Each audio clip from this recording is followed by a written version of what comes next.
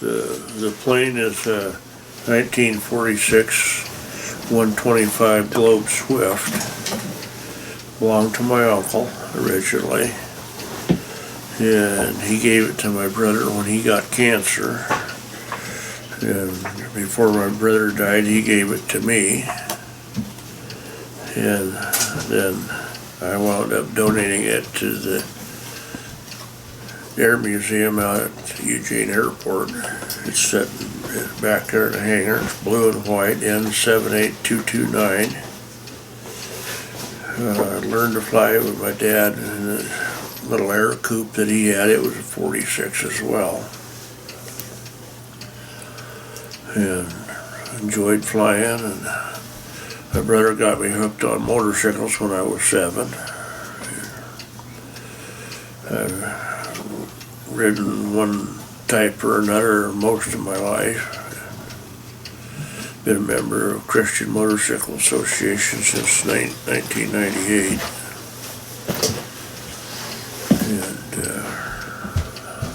And raised up Fall Creek, upper end of the lake.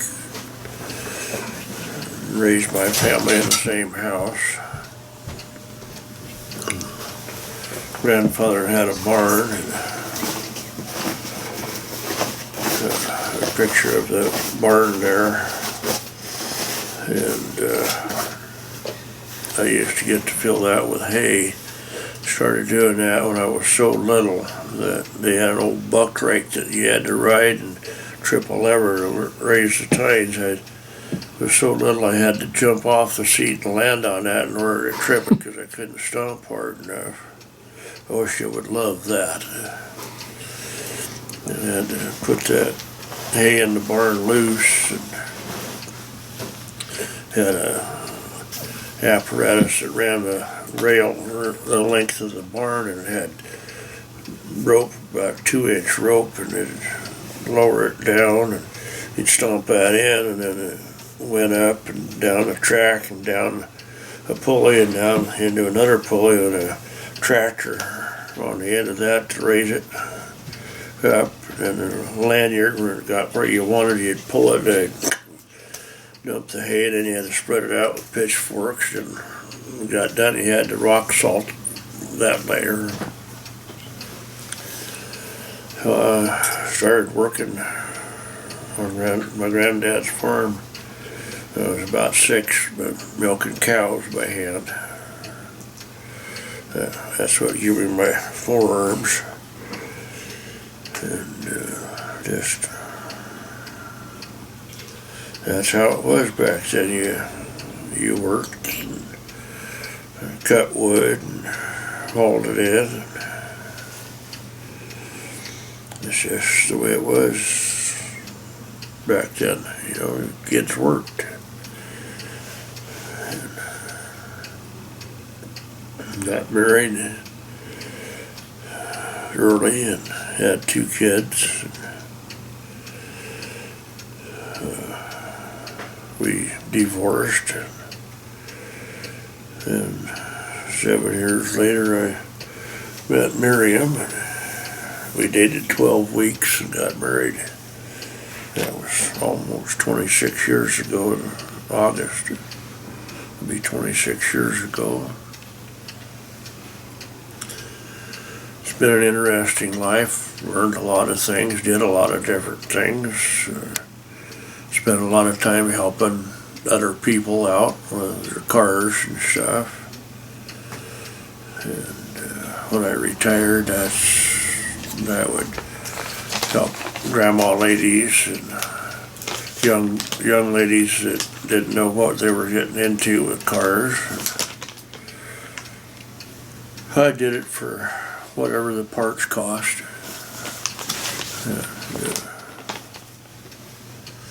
I figured that was just a way to return. You know, God gave us an example of three men and their talents. The one that didn't use his lost it. So I have used that talent for mechanic in most of my life. Learned how to run a cutting torch, a welder, never went to school for it, but I could do it. And raised 2 kids. Then Miriam had 2 boys that I finished raising. My daughter, she lives up in Walla Walla, has her master's in education and runs a retirement center up there called Quail Run. She's done a very good job at her teaching and at that management position both. My son lives up there. He works for Oddfellows up there in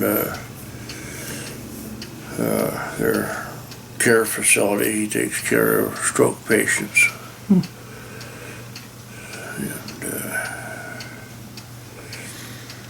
so I've got 2 great-grandchildren and 1 granddaughter, or 2 granddaughters.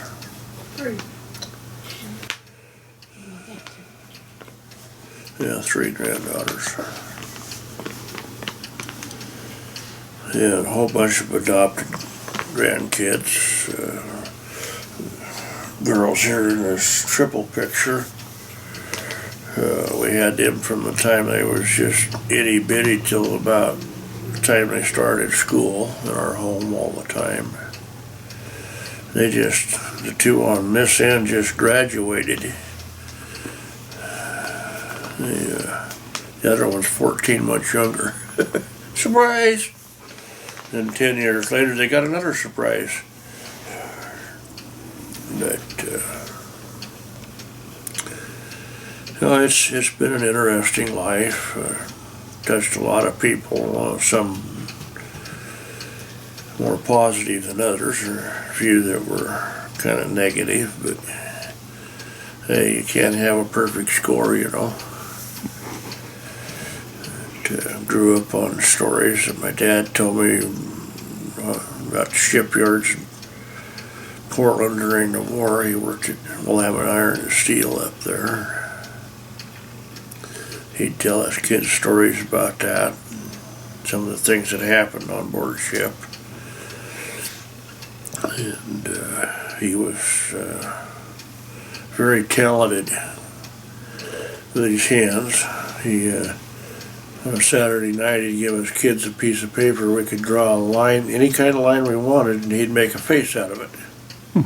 He had an offer to go to work for Walt Disney Studios, and he turned it down because he wanted a man's job. I could have grown up in Disneyland. You'd think of the trouble I could have caused there, you know. But he was very sharp, very good at what he did. He was a design engineer, never got past the 8th grade. Designed furnaces for commercial use.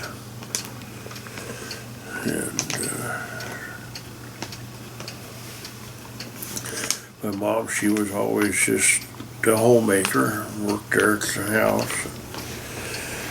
And she was a senior companion for a number of years, went around people that were shut-ins and whatnot, and visited with them, and took them to grocery shopping, that type of thing.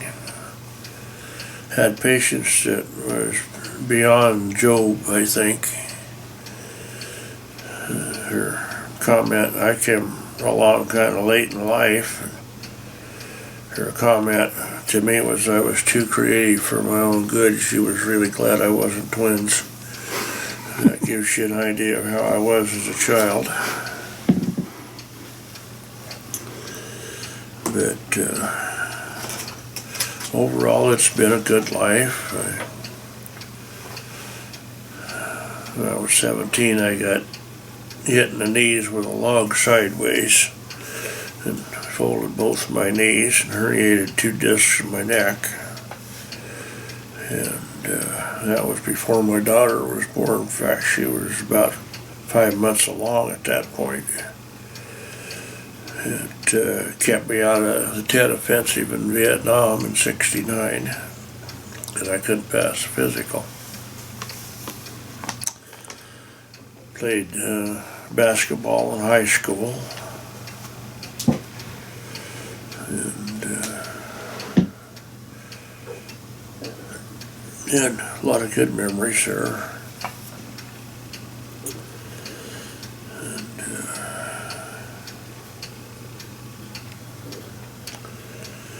This last Sunday when we had celebration, I seen a lot of people I hadn't seen in a long time and reminisced about a lot of things over the years. I know there's some people having difficulty with my decision to stop the dialysis, but I'm just tired of the constant pain and not being able to do anything. I can't drive anymore. I can't use my hands because they're numb. I got a little granddaughter there that just turned 3, Gracie. I call her my little spark plug because she keeps everything running, literally. But I can't go out in the yard and play with her because I can't get around. So I feel bad about that. But she knows her papa and she loves him and she knows she's loved in return. And I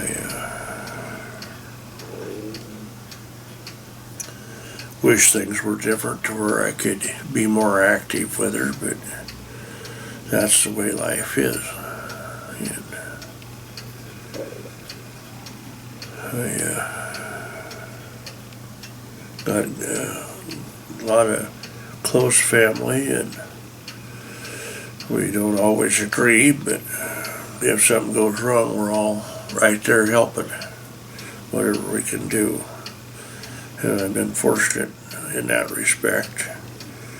A lot of families aren't that way, and I feel sorry for those folks.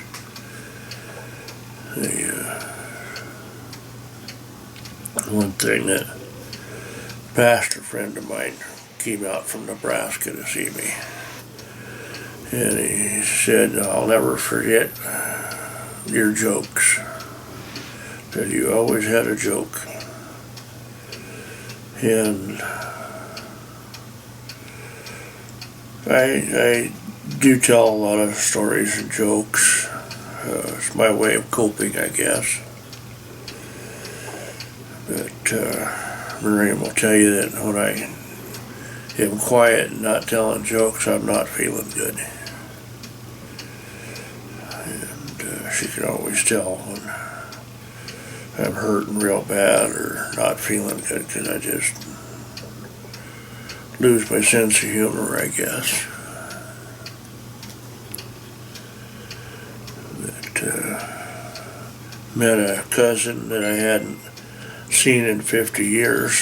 He married the fellow in the airplane, my uncle there, and his mom was from San Francisco, and Fall Creek in the early 50s was not San Francisco. At the age of 3, she moved him back to California and changed his name, and he just disappeared. Nobody knew where he was or anything.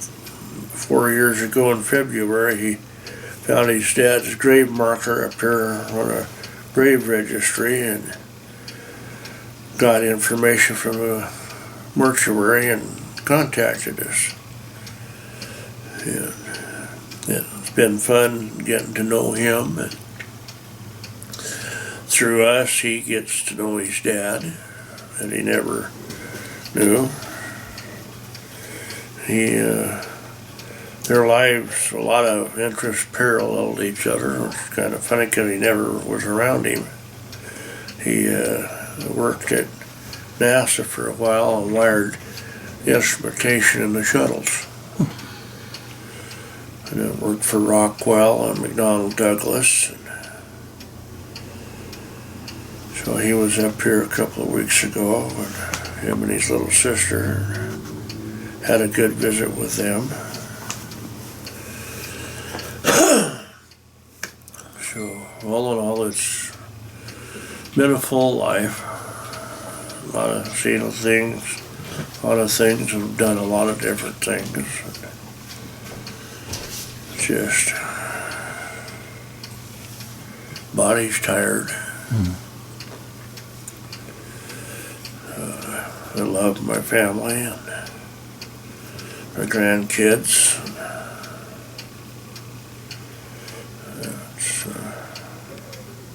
I know I'm going to leave a hole in their lives when I'm gone, but that's not much I can do about that. I know that I'll see them again in heaven. And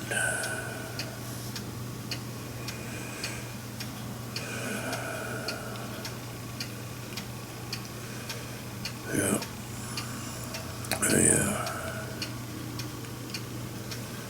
I grew up on the creek. I could go out the back door and target shoot, or go out the front door and be fishing or swimming. It was a great place to grow up as a kid. Had it made and didn't realize it. My two kids grew up in the same house, same area. I think it was a good childhood for them. I'd like to think so anyway.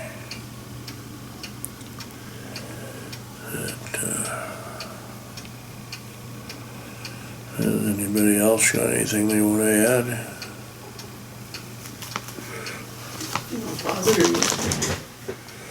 I'll switch over to you. Oh, I am not ready to be photographer. I really won't. I'll talk from over here, but no. Do you want to say something about? You want to get closer if you want, so you can talk into the mic? Do you want to tell them the order of your siblings and go through the 6 of you?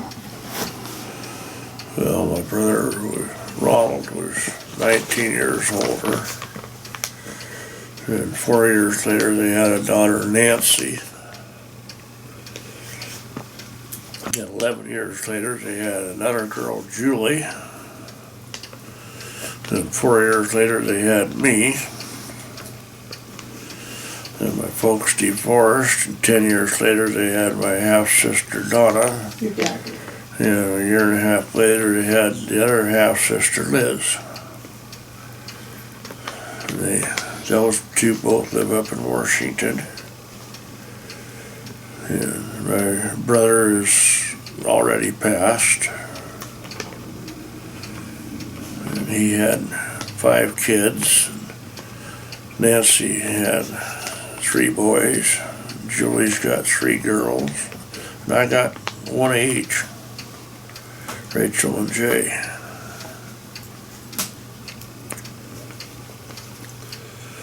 And I helped raise her 2 sons, Joel and Isaac.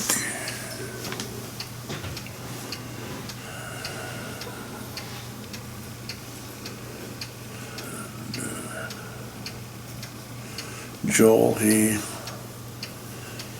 thinks of me as his dad. I taught him mechanics and how to take care of his rigs. Him and I are pretty close.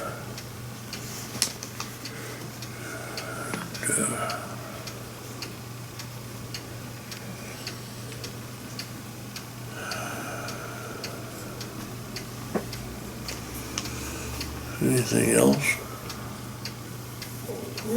What are some of your favorite hobbies? Done a lot of shooting, target shooting and hunting.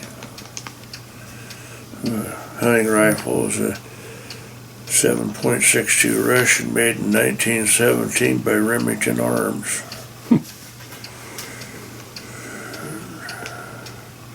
I still have it. I had a 10-22 Ruger automatic, and then my dad in 1932 bought a Winchester semi-automatic, and you feed it through the side of the stock. And I got a target shot with Smith & Wesson 38. I hand loaded for all of it except 22, of course. And like photography, did a lot of that. And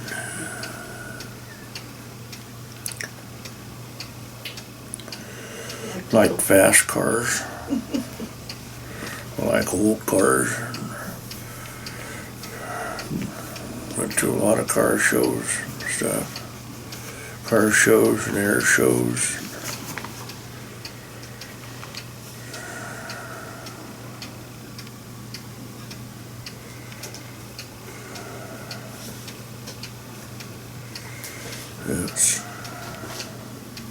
That's about it. Thank you. Can't think of a whole lot more to say. Rachel, you got anything?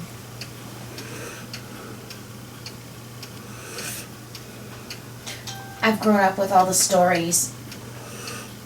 And so, I know there's not enough hours in the day to hear them all over again. Happily, I remember a lot of the stories. There's been, Jay and I disagree on, it's like, no, that happened with so-and-so. Well, I remember it happening this way, Like, was it Granddad Jenks that got cranky about his pancakes and got them served pre-flipped? No, that was Dad. Oh, that was Papa. Okay. See, My dad was sitting at the table waiting for breakfast and told Grandma that he wanted these hotcakes. She said, well, they're not done yet. She hadn't flipped them yet. I don't care, I want it now. Plop, there it was, half raw. Eat it. And he wanted milk one time, and they didn't have any. And he said, well, I'll make some. So she gave him a jug, and he put some flour and sugar and water and a little salt and pepper and whatnot in her. It got about half full. She says, I think you got about enough, now drink it. He said after that he was content to let the cow make the milk. He said that was not good. But,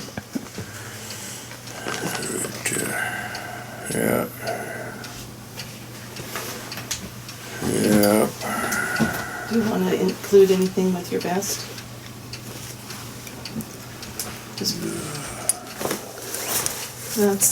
He's worn this vest for Quite a while. That's his CMA. Third vest I wore out. Got lots more pins, but not all. Lots more pins and stuff to put on it, but just haven't got it done. That was my original back patch.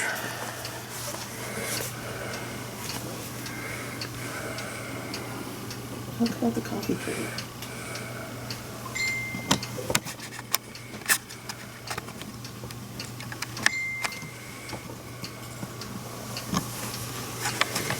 Talk about the coffee trailer, Steve. Huh? Talk about the coffee trailer related to this and the stories in the. One of the things that CMA does is once a month down between Creswell and Cottage Grove at Giddings Creek. There you have a rest stop there, and we have a camp trailer we converted to serve coffee and stuff out of. And I go down on Friday and at noon and run it till 6 o'clock Friday night with another CMAer named Dan. And I don't know how many hundreds of gallons of coffee we shipped out of there. And the only thing was we couldn't use anything homemade. We had to have it packaged from the store for cookies. But I've met people from all over the world there. Canada, Russia, England, China, Japan, Australia. Just we're in 194 countries around the world. And we had one old boy from Rwanda there. And he said folks had a little farm that was 30 miles square. In the middle of it was a river and a waterfall. In the river were crocodiles, and the pool were water buffalo. And he got an 8-year-old with an inner tube. And his dad says, "Don't go out there." He says, "There's crocodiles in that river." He says, "Yeah, but they don't like fast moving water." I said, "Well, what about the water buffalo?" He says, "I wait till they're at the other end." He'd ride his tube over the falls. Every year he stops in, and we have a blessing sticker that we put on rigs that we bless. And he's got a whole row of them down the side of his truck. The trucking company he drove for told him he couldn't do that. And he says, "I'm the one out there driving it, and I want all the help I can get."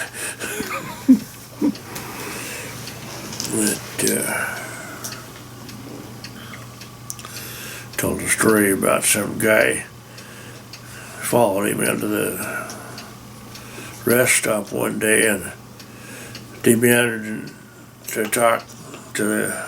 wanted to talk to the owner of that truck. Wanted to file a complaint because he didn't like the way he drove.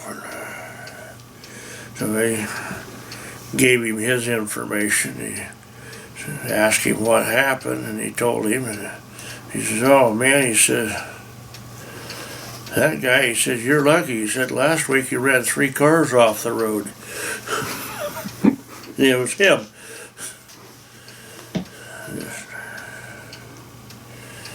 Yeah, he's a character, but met a lot of nice people there.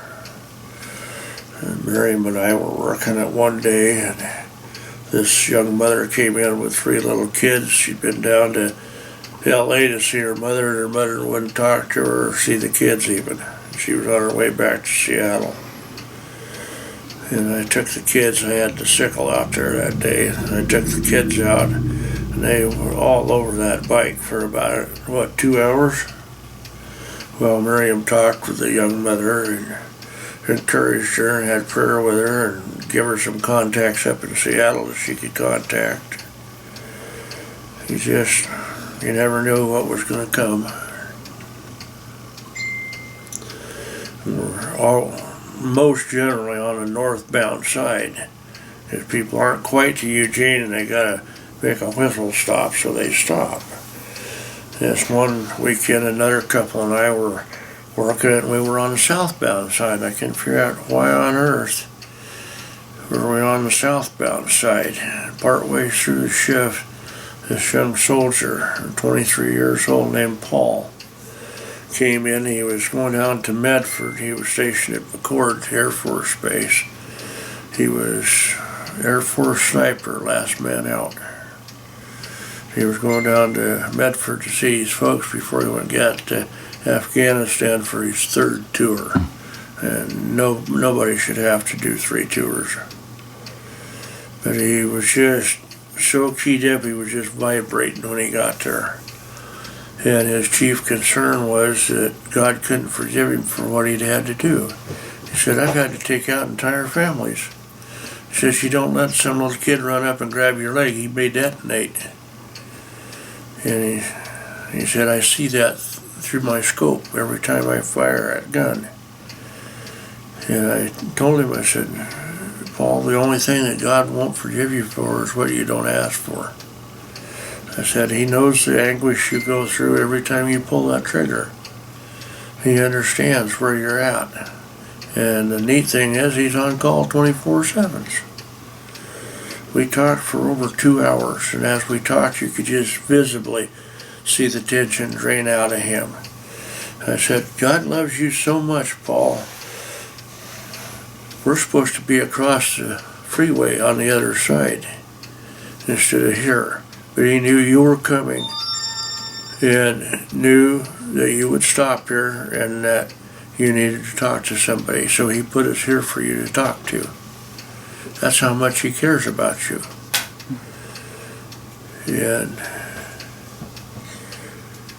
he related he made a friend of an Afghan soldier. He woke up one morning with a pistol barrel on the end of his nose. His buddy had a cocked pistol. And as he lay there on the floor dying, he asked his friend what was he doing. He said, well, they gave me a choice of taking you out or they were going to take out my entire family. He said, people over here don't understand how it is over there. And I would guess he probably doesn't play well with others in some circumstances. But I gave him a Bible with my name and address and phone number and my email address on it, and reminded him that wherever he went, somebody was praying for him every day. I've not ever heard from him. That's been, 15 years? Probably. At least 10. Don't know if he's alive or what, but I had an opportunity to witness to that young man and let him know that somebody cared. Dad, I've been messaging with Jay, and he says he'd like you to talk about the torch in Grammy's car, welding in flip-flops, hitting belt buckles, and charcoal tablets and white t-shirts.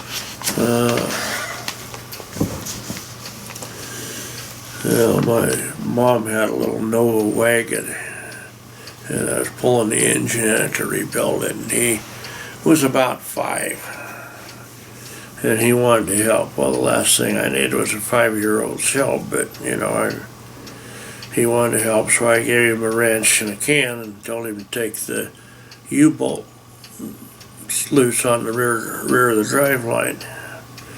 And I hear him back there grunting and groaning and straining, and pretty soon I feel this tug on my pants. He says, what? He says, I can't get them loose. Where's the cutting torch? He'd seen me cut things loose that I couldn't get off. I had to remind him that A, we needed the bolts to put it back together, and B, he was right below the gas tank. And he's never forgotten that, I guess. And the charcoal tablets, I used to take charcoal for my stomach. The tablet for him, he got into him one day. Brand new white t-shirt. When he got done, it was gray. And black running down his face.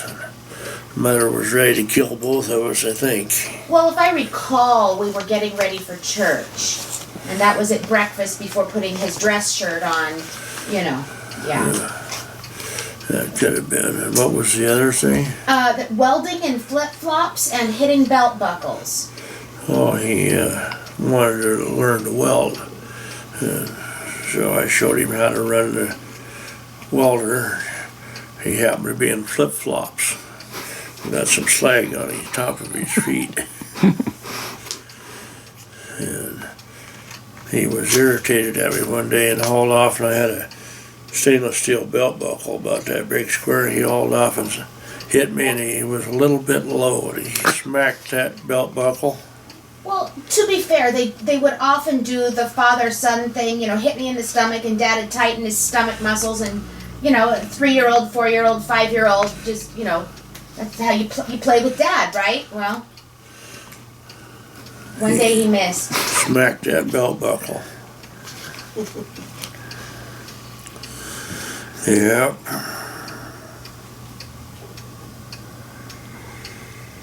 Yeah.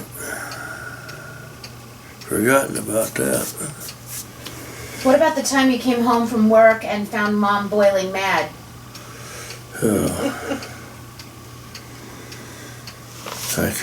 I was working in Massey Ferguson. I put in about an 18-hour day. And I got home, and their mother was sitting there in the living room watching the TV, and she was so mad she could have bit railroad spikes in two, I think. And I told them to do such and such 3 hours ago, and they still haven't done it. I went in, and did your mother tell you to do such and such? Well, yeah. Well, why isn't it done? And this one gives me a cheesy little grin. She says, well, she didn't sound mad yet. So I said, well, I don't appreciate coming home and finding your mother all mad. You get it done and get it done now. It didn't take them 5 minutes to do it. I go back in, she says, you tell them once and they do it. I tell them and tell them and tell them and they don't. I figured, well, the evening's pretty well shot. So I said, well, if you get off your butt and beat theirs the second time you told them, they'd be doing it the first time. Didn't help. Didn't help a whole lot. But, My mouth used to get me in lots of trouble. Yeah. the time she was 4 years old, she could think quicker than her mother, and that wasn't good. Not that her mother was slow or stupid, it's just that Rachel's little brain run on steroids, I think.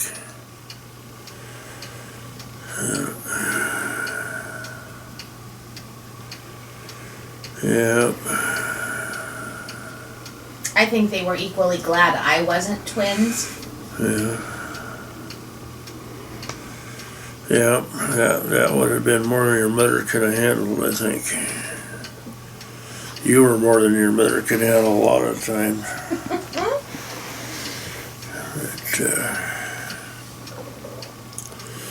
But, we got them raised, and they turned into pretty good citizens. I don't know that either one of them have ever been in jail or Not that I know of. arrested for illegal drugs or anything like that. So,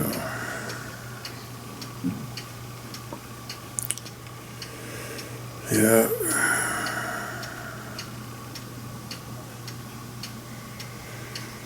One time, my grandparents were hardline Adventist. And I was about 5, just big enough to go up through the orchard and across the busy highway with log trucks like this, across the swinging bridge. I went over and he was having a Bible study with a bunch of people, and he was talking about how Christ was oftentimes found in prayer all night. He says, I've tried that a number of times. He says, I always run out of things to say, and there was a pause, which was bad, because my little brain went click, and I said, well, Grandpa, maybe you're supposed to listen part of the time. Bible study was over. I thought my grandmother was going to choke on her false teeth. I was on my way back home. Got home, Mom says, what are you doing back here so soon? Grandpa told me I had to come home. What did you do? So I told her, she about choked too. She says, yeah, you probably better stay away from him for a few days. Yeah, she comes by it honestly. Yeah, I was right, but he didn't need me to tell him. I don't know what the other poor people in the Bible study thought. It was all done right then. He sold eggs, and we'd have to had a little block with sandpaper on it that we'd have to clean the poop off the eggs on, and then weigh them and put them in a egg box. I'd get tired, so I'd break 2 or 3, and he'd take me off of that job. Yeah.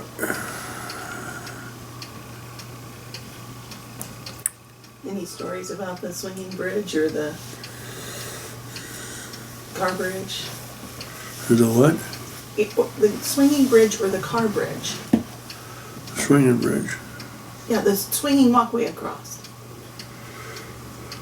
Oh, he had a swinging bridge to get across. One winter we had a flood, and I could lay down on that bridge, and I was just little. I could reach down and touch the water. Probably shouldn't have been out there, because that bridge got taken out by a log a couple of times.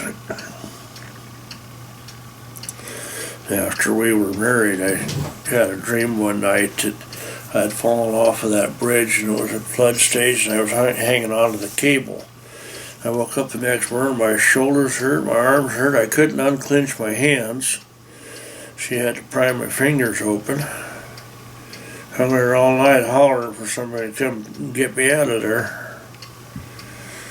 Don't know, have no clue what prompted that, but that was definitely a nightmare.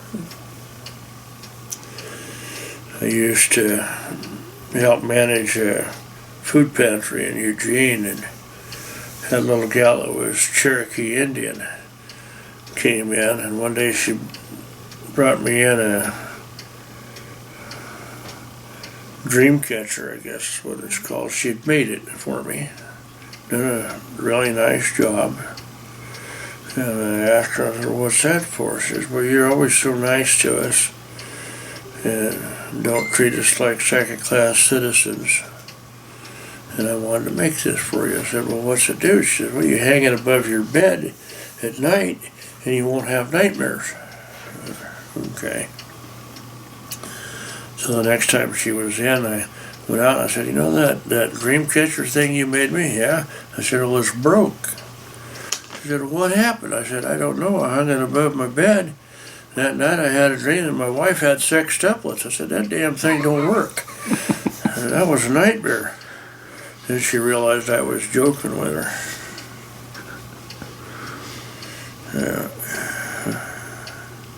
Yeah, she did a beautiful job on it. I still got it. But that was an interesting place to work too.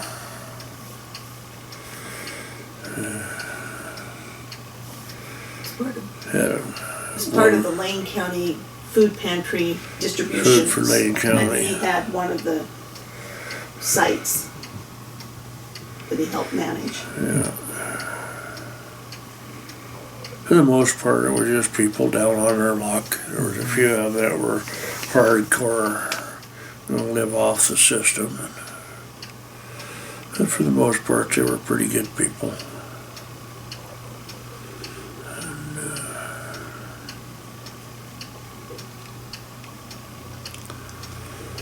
Yeah.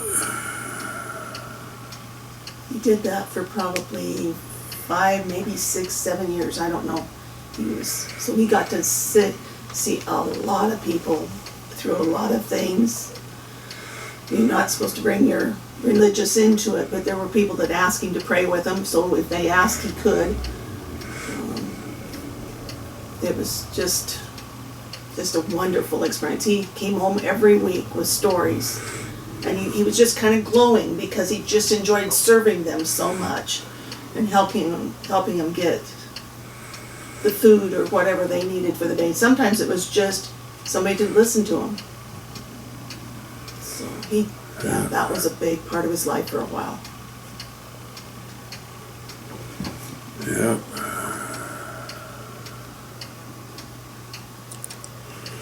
He used to run the shop for Cure Medical Equipment and customize wheelchairs to fit their needs.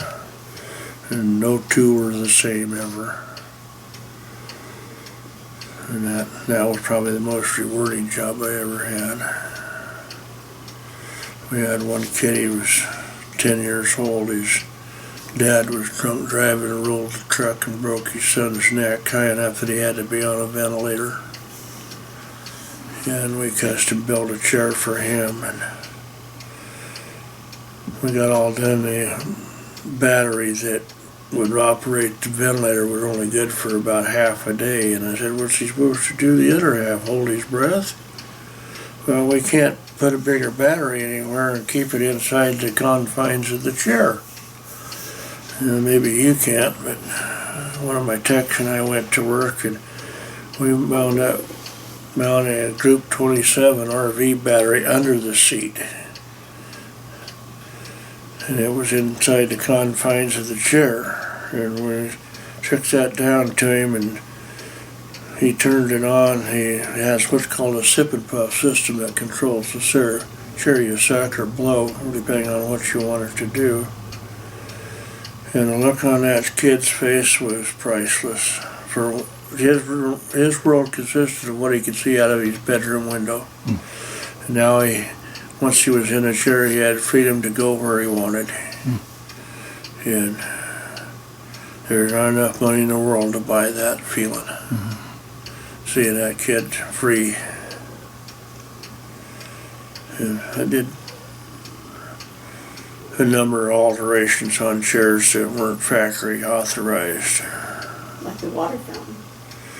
And one kid, he had to use a voice box communicator because he couldn't talk. Well, in the summertime, he was always dehydrated because he couldn't make people understand to hold the faucet on for him.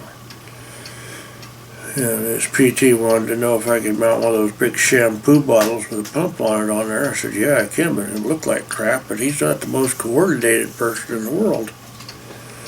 Well, what would you do?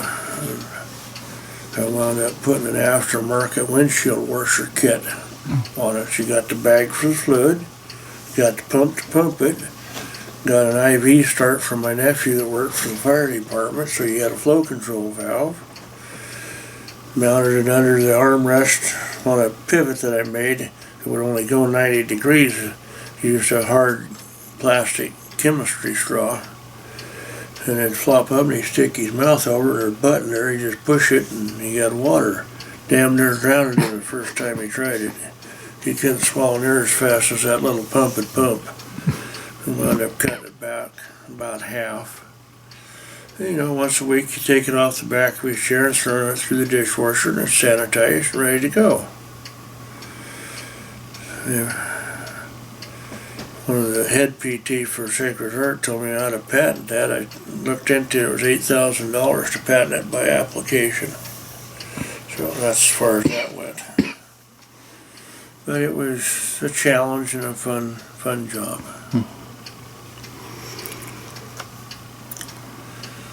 Yeah.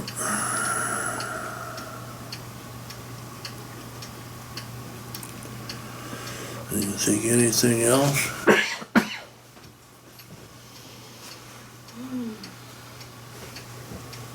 What a wonderful life. Been busy most of the time. Yeah, I can tell. Very creative. Very, very creative. And you help that one kid with spiritual food. You know, they come there hungry, but hungry for something else other than food. Yeah. Same way as people reacted down at the rest stop. Mm-hmm. You know, they didn't necessarily need the cup of coffee. It was an excuse to get out and stretch, but then lots of them stayed. Choirs came through and sang for him, and Yeah. I had foreign one. exchange students in busloads would come out. And he had so much fun. One trucker stopped and says, yeah, he says, I knew you guys were here. I says, how's that? He said, while I was in Medford, the radio came on. Somebody told us you were here serving coffee. He says, you got the best coffee on the I-5 corridor. He says, you don't make colored water, you make coffee. That we did. One weekend it was so busy we couldn't make it fast enough. We had 32 cup pots, we had 3 of them, and we couldn't make it fast enough to keep up. I think we went through 6 pots that day. And it was all donation. Sometimes we'd average $60 to $80 a shift. We run it from noon Friday till 6 o'clock Sunday. And one weekend, one shift got $140 some donation. So one guy gave us a couple of dollar donation, and then he come back and he said, that's good coffee. I like what you're doing. He gave us 50. And pretty soon he come back and give us 100. I guess he liked the coffee. Oh, Jay says fishing and shooting. Huh? Jay just messaged in and again, and he said fishing and shooting. The cougar. He had 2 cousins that lived next door. And I come home one night and there's 75 fish in the sink. I said, what'd you do? Take a net and stand behind the fish truck that was dumping it. And he says, no, he says, caught him. And I said, you do realize that 12's the limit a day. And I said, I didn't catch him, you did, so you get to clean him. Well, his cousin was in here talking to me, and he said, yeah, Recently. state cop stopped us and asked us about that. And warned us that we probably ought not to do that again. He said, you're lucky. And didn't fine you and take away your fishing privileges for life after that maneuver. Jay didn't tell me that part. Well, you know, we learned information dispersion from Grammy. We don't lie. We don't always tell all of the truth that we know or that's available, but we don't lie. And he still does it to this day. He also says the Vega with the loose clutch plate. What? The Vega with the loose clutch plate. Vega with a loose clutch plate. Don't remember that. Any Vegas stories that might be connected?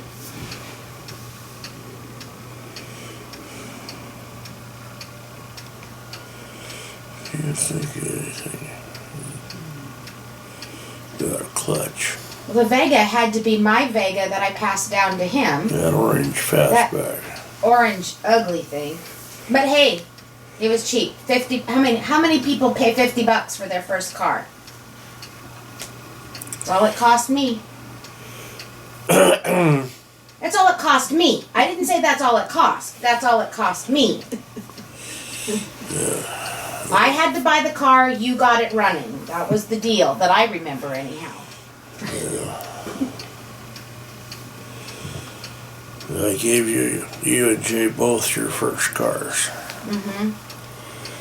You had X amount of money for gas for the month. And once it was gone, it was gone. You couldn't borrow into the next month. Any tickets you got were yours. And yeah, these were the places you could go, and these were the places you couldn't. And if said car was found and it couldn't, said car would be sold and the money would go back in my account.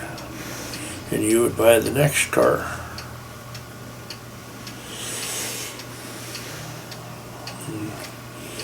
My dad always told us that we had the family car. You didn't, if you got a ticket, it was your problem.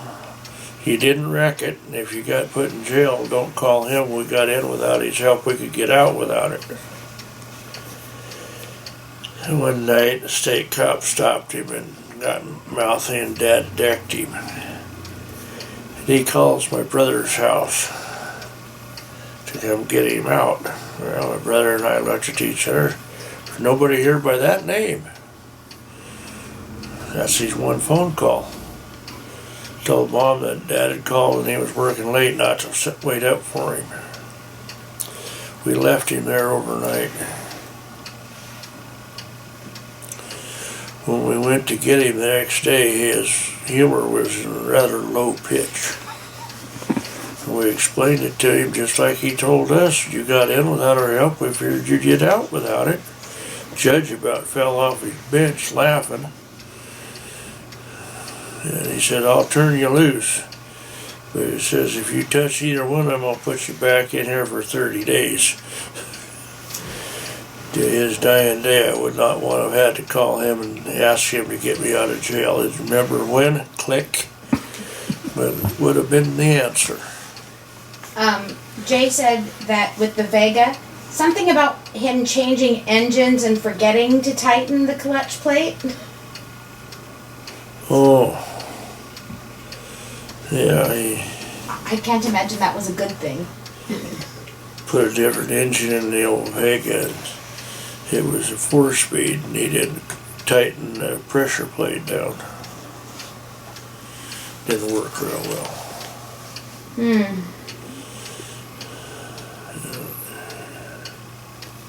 Can you expand on that a little? Well, when you don't tighten the pressure plate down, your clutch don't work. Okay. And he stomped on the clutch and the bolts let go, and they were all in the bottom of the pan, the splash pan there. And car didn't move. So he got to drop the transmission and Start all over again. start all over again. Remember to tighten them that time. Let's see, something else just came in. Yep. Oh, he says, how about the time we beat him over Brussels sprouts? Over what? Brussels sprouts. When we were kids, I don't know if you guys have had frozen Brussels sprouts, but when they're cooked to cremation and they're just slimy. Well, my mom started the Brussels sprouts. She took some, passed them to me. No. Anyway, my grandma took some, passed them to my brother. He didn't take any. I didn't take any. Dad didn't take any. And we were allowed to eat whenever anything was on our plate. So we were eating right along, and Dad says, "You guys need to eat your vegetables." And I think I had the wits about me not to point out that he hadn't taken any. But Dad says, "If you're not, either take your vegetables or go to your rooms." My brother and I looked at each other and went, "Okay," and we left the table because we'd had enough to eat that we were satisfied. I was like, "Okay, bye." Done. Yeah. Dad still doesn't like his vegetables.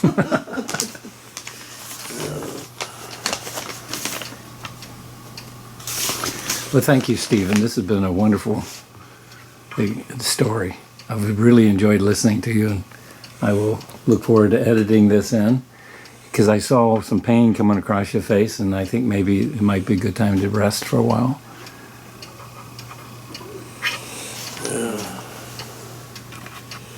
Yeah, I run out of steam pretty easy anymore. Oh, you hung in there pretty good. Great storyteller. Yeah, yeah, it's been fascinating. And you just start him going. One person remembers this, and